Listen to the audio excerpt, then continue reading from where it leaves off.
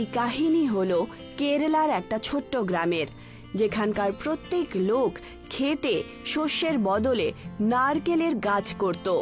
সান্দ, আরে সান্দ, আরে সকাল সকাল কোত্থেকে এলে? তোমাকে দেখতেই পাই না। আসলে আন্না, আমার শরীরটা খারাপ ছিল। আরে কি হয়েছে তোমার শরীরের আবার? কালকে রাত্রে বৃষ্টিতে ভিজে গিয়েছিলাম, আর ভিজে কাপড় পরেই শুয়ে পড়ি তো। আর যখন সকালে উঠি তখন দেখলাম যে পুরো শরীরে ব্যথা হচ্ছে। আরে ভালো করে শরীরের খেয়াল রেখো, আর বৃষ্টিতে এত বেশি ভিজো না। আরে আন্না, তুমি তো জানোই যে আমাদের গ্রামে কত বৃষ্টি হয়। একটু আগে তুমি রোদ দেখছো, তারপরেই হঠাৎ করে আকাশে মেঘ চলে আসবে, আর তারপরেই বৃষ্টি শুরু। আরে সেই জন্যই তো তোমাকে এই কথাটাই আমি সবাইকে বলি, যে বেশি রোদ থাকলে পরেও বাড়ি থেকে বেরুলে বৃষ্টির সাথে ছাতাটা রাখা উচিত। কখন যে মেঘ চলে আসবে কেউ জানে না, এই ব্যাপারে কোনো কারোর ধারণাই নেই। আচ্ছা আমাকে বলো তো, তুমি আজকে সারাদিনে কি কি করলে? আরে কি আর করবো, নারকেলের গাছ লাগাতে গিয়েছিলাম। তা তুমি কি করছো? নতুন নতুন চারা লাগাচ্ছ? কালকে শরীর ঠিক হয়ে গেলি কাল থেকে কাজ শুরু করে দেব। আচ্ছা ঠিক আছে, আমার কাছে কয়েকটা চারা রয়েছে, তুমি কাজে লাগিয়ে নিও। কালকে সকালে এসে আমার কাছ থেকে নিয়ে নিও। ঠিক আছে আন্না। আন্না নিজের বাড়ির দিকে চলে যায়। যাই গিয়ে একটু জমিটা আমি দেখে আসি যে কত চারা লাগানো যাবে।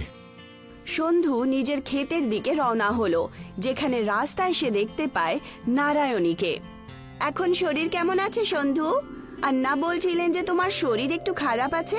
হ্যাঁ, এখন একটু ঠিক আছি। তা তুমি কোত্থেকে আসছো? বাবার সাথে খেতে গাছের রোপাইয়ের জন্য গেছিলাম। আমিও তো জমির দিকে এগোচ্ছি, ওই একটু দেখে নি যে কত চারা ওখানে লাগাতে হবে। আচ্ছা, আরে হ্যাঁ, বাবা বলেছিল যে যখন তোমার নিজের পাকা বাড়ি হবে না তখন তোমার সাথে আমার বিয়ে করিয়ে দেবেন, নয়তো বাবা আমার সম্বন্ধ অন্য জায়গায় খুঁজে নেবেন। তুমি গিয়ে বাবাকে বলো যে আমি খুব চেষ্টা করছি, ঠিক আছে? আর এই বছরের শেষ সময় পর্যন্ত আমার নিজের একটা পাকা বাড়ি হয়ে যাবে, তাই অন্য কোনো সম্বন্ধ দেখার দরকার নেই। এইটুকু বলে সন্ধু নিজের ক্ষেতের দিকে চলে যায়, আর নারায়ণী নিজের বাড়ির পথে চলে যায়। নারায়ণীর কথার পর এখন সন্ধু একটু চিন্তিত হয়ে উঠল। তারকে এখন তাড়াতাড়ি পাকা বাড়ি বানাতেই হবে। এই বছরে যদি নিজের পাকা বাড়ি না করতে পারি তাহলে নারায়ণীকে আমি বিয়েও করতে পারবো না। এই বছর আমাকে কঠোর পরিশ্রম করে অনেক নারকেল গাছ লাগাতে হবে। সন্ধু খেতে চলে যায় আর মাপ নিয়ে চলে আসে যে ও কত কত দূরে গাছের রোপণ করতে পারবে। বাড়ি ফেরার পর সে খাবার বানায় আর খাবার খেয়ে ঘুমোতে চলে যায়। কালকে সকালে তাড়াতাড়ি উঠে জমিতে যেতে হবে, সেই জন্য আমি এখন তাড়াতাড়ি ঘুমাই। সন্ধু প্রদীপ নিভিয়ে শুয়ে পড়ে। পরের দিন সকালে ও তাড়াতাড়ি উঠে পড়ে আর গাছ নেওয়ার জন্যে আন্নার বাড়িতে চলে যায়। আন্না, ও আন্না, আমি এসেছি, নারকেলের চারাগুলো দিয়ে দাও। আরে ভেতরে এসো ভাই, আমি ভেতরে একটু জল খাবার খাচ্ছি, তুমি একটু জল খাবার খেয়ে নাও, তারপরে নিয়ে যেও চারা। না আন্না, আমার দেরি হয়ে যাবে। আরে ভেতরে এসো না, লজ্জা পাচ্ছ কেন? তাড়াতাড়ি এসো ভেতরে। এই নাও মা, ওকে একটু জল খাবার বাইরেও দিয়ে এসো। ভেতরে তো আসবেই না। ঠিক আছে বাবা। সরোজিনী একটা থালায় ইডলি, বড়া আর চাটনি নিয়ে বাইরে আসে আর সন্ধুকে খেতে দেয়। এই নাও দাদা, জল খাবার খেয়ে নাও। আর জল খাবার খেতে শুরু করে। কিছুক্ষণ খেয়ে নেওয়ার পর আন্নাও বাইরে চলে আসেন। হয়ে গেল জল খাবার, চলো আমি তোমাকে নারকেলের চারাগুলো দিয়ে দিই, চলো। আন্না সন্ধুকে নারকেলের গাছ দিয়ে দেয় আর সন্ধু সেই গাছগুলোকে নিয়ে নিজের ক্ষেতে রোপণ করে দেয়। এবারে অনেক পরিশ্রম করতে হবে আমাকে, তাহলেই পাকা বাড়ি তৈরি করার পয়সা জোগাড় করতে পারবো। সন্ধু গাছ রোপণ করার পর তার গোড়ায় ছোট্ট ছোট্ট গর্ত করে তার মধ্যে খাদ আর জল ঢেলে দেয়, যাতে সেগুলো তাড়াতাড়ি বড় হয়ে যায়। এখন সন্ধু প্রত্যেক দিন নিজের খেতে যায় আর গাছে জল দিতে শুরু করে। নারকেলের গাছ তো বেশ তাড়াতাড়ি বড় হচ্ছে, এবারে অনেক নারকেল বিক্রি করব। কিছুদিনের মধ্যেই সব গাছেই নারকেল চলে আসে। ট্রাক ওলারা এসেছে নারকেল কেনার জন্য, চলো তাড়াতাড়ি চলো, গাছ থেকে নারকেলগুলো পারবে, চলো যাও। না না, এবারে আমি ট্রাকওয়ালাদেরকে নারকেল বিক্রি করব না। ওরা আমাদের থেকে 10 টাকায় মাত্র একটা নারকেল কেনে, আর শহরে গিয়ে দোকানে ওরা একটা নারকেল 50 টাকায় বিক্রি করে দেয়।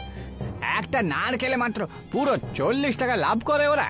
আরে সেটাই তো বলছি, সারা বছর পরিশ্রম করব আমরা, আর লাভ করবে ওই মাঝখানের লোকগুলো। আর এমনিতেও এই বছরে আমার বেশি পয়সার দরকার রয়েছে, কারণ পাকা বাড়ি বানাতে হবে। আমার মেয়ের বিয়ে তো আমি ভাবছিলাম যে আমি শাহুকারের কাছ থেকে কিছু পয়সা নিয়ে নেব, কিন্তু এবার আমিও শহরে গিয়ে নারকেল বিক্রি করব, তাহলে ধার নেবার কোনো প্রয়োজন পড়বে না। আন্না আর সন্ধু দুজনই নিজের ক্ষেতে হয়ে যাওয়া নারকেল ভেঙে দেয় আর বস্তায় ভরে শহরে নিয়ে গিয়ে বিক্রি করে দেয়, যার কারণে দুজনের কাছে ভালো টাকা চলে আসে। পয়সা জমা করে সন্ধু নিজের পাকা বাড়ি বানিয়ে নেয় আর আন্না নিজের মেয়ে সরোজিনীর বিয়ে করিয়ে দেয়। এবার আমি পাকা বাড়িও বানিয়ে ফেলেছি। নারায়ণীর বাবার সাথে এবার বিয়ের কথা আমাকে বলতেই হবে। সন্ধু নারায়ণীর বাড়িতে যায় আর নিজের বিয়ের প্রস্তাব দেয়। পাকা বাড়ি বানানোর কারণে এখন নারায়ণের বাবা ওদের দুজনের বিয়ের জন্য সহমতি দেন। আরে এত জোরে বৃষ্টি হচ্ছে কেন? সন্ধু দেখতে পায় যে তার গ্রামে খুব দ্রুত মুষলধার বৃষ্টি হতে শুরু করেছে আর দেখতে দেখতেই বৃষ্টির জল জমা হতে শুরু করে। এখন কি করব? কালকে বিয়ের দিন আর আজ এত জোরে বৃষ্টি হচ্ছে, পুরো গ্রামে জল ভরে গেছে। আগে নিজের বাঁচার কথাটা ভাবো, বুঝেছো? বন্যায় বাড়ি ডুবতে বসেছে। আরে আমরা বেঁচে থাকলে যে কোনো দিন বিয়েটা করতে পারি। আস্তে আস্তে বৃষ্টি আরো দ্রুত হতে থাকে আর সময় কাটতে শুরু করে। বন্যার জল বাড়ির ভেতরেও যেতে শুরু করে দেয় আর বাড়ি ভাঙতে শুরু করে। আরে তাড়াতাড়ি এখান থেকে চলে যাও বাচ্চা, আমাদের বাড়িও মনে হচ্ছে ভেসে যাবে। তাড়াতাড়ি মন্দিরে চলো। আন্না নিজের মেয়েকে নিয়ে মন্দিরে চলে যায়, যেখানে সমস্ত গ্রামবাসীরা শরণ নিয়েছিল। মন্দির এমনিতে তো গ্রামের নিচু অবস্থাতেই ছিল, কিন্তু তা সত্ত্বেও বন্যার জল ওখানে ঢুকতেই পারছিল না। এসো, আমার হাতটা ধরো, জল কিন্তু বেরিয়েই চলেছে। সন্ধু নিজের প্রাণ নিয়ে নারায়ণী আর তার বাবাকে নিয়ে মন্দিরে পৌঁছে যায়। এখন সমস্ত গ্রামবাসীরা বন্যার জল কম হওয়ার অপেক্ষা করতে থাকে। আস্তে আস্তে বৃষ্টি কম হয়ে যায়, কিন্তু গ্রামবাসীদের বাড়ি জলের কারণে ভেঙে গেছিল, সেই জন্য সমস্ত লোকেরা বেঘর হয়ে যায়। আমি অনেক কষ্ট করে নিজের একটা পাকা বাড়ি বানিয়েছিলাম, আর আজকে সেই বাড়িটা আমার চোখের সামনে ভেসে গেল, আর আমি কিচ্ছু করতে পারলাম না। আমাদের সবার বন্যায় ভেসে গেল। তোমার শুধু একারই ক্ষতি হয়নি, ঈশ্বরের অশেষ কৃপা যে আমরা সবাই এখনো পর্যন্ত বেঁচে রয়েছি। ঠিকই বলেছো তুমি আন্না, বেঁচে আছি এটাই যথেষ্ট। বাড়ি তো আমরা আবার বানিয়ে নিতে পারবো। তক্ষুনি ওখানে নারায়ণী আর তার বাবা চলে আসে। এখন তো আমার কাছে কাঁচা বাড়িটাও আর নেই, তাহলে কি এবার আর নারায়ণের সাথে আমার বিয়েটা আপনি দেবেনই না? না বাবা, এমন ব্যাপার নয়। তুমি হলে খুবই পরিশ্রমী ছেলে, আজ নয়তো কালকে তোমার বাড়ি তুমি বানিয়েই নেবে। আর আমি তো খুব খুশি যে আমি তোমার মতন একজন পরিশ্রমী জামাই পেয়েছি, যিনি আমাদেরকে এই বিপদের সময়ে আমাদেরকে আশ্রয় দিয়েছেন। এসো, ওনাকে ধন্যবাদ জানাই। সমস্ত গ্রামবাসীরা এখন মন্দিরের উঠোনে একত্রিত হয় আর আয়াপ্পা দেবের পুজো অর্চনা করে। হে প্রভু, আমাদের সবাইকে আপনি আপনার বাড়িতে শরণ দিয়েছেন, সেই জন্য আমরা সবাই গ্রামবাসীরা আপনার কাছে কৃতজ্ঞ থাকিব। কিন্তু আমরা কতদিন এখানে থাকবো? হে প্রভু, আমরা পরিশ্রম করে আবার বাড়ি তো তৈরি করতে পারি, কিন্তু বন্যাতে তো আমাদের জমিও শেষ হয়ে গেছে।